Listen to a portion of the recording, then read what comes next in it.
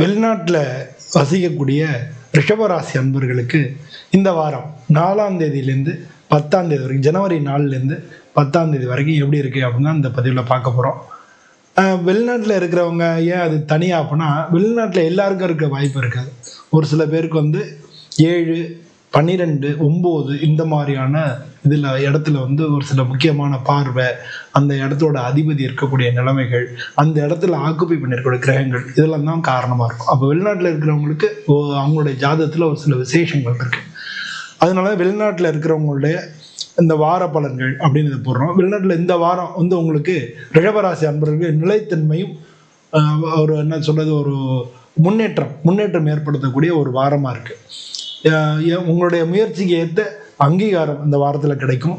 வெளிநாட்டில் வருமானத்தில் இந்த வாரத்தில் சேமிக்கிறதுக்கான வாய்ப்புகள் கிடைக்கும். ஏதாவது சேவிங்ஸ் சம்மந்தமான விஷயங்கள், insurance, mutual funds, share market, இது மாதிரி ஏதாவது ஒன்றில் இந்த வாரம் பண்ணுறதுக்கான வாய்ப்புகள் நிறையா இருக்குது.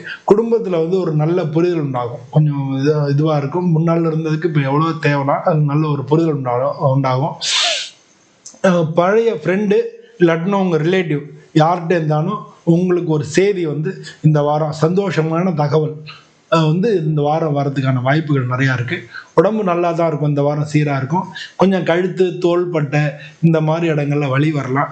அது கவனமாக இருங்க. வெள்ளிக்கிழமை மகாலட்சுமி வழிபட்டீங்கனாலே இந்த வாரம் ஒரு சிறந்த வாரமாக இருக்கும். இந்த வாரத்தை பொறுத்தல ஒரு மன நிம்மதி இருக்கக்கூடிய வாரம்னு எடுத்துக்கலாம்.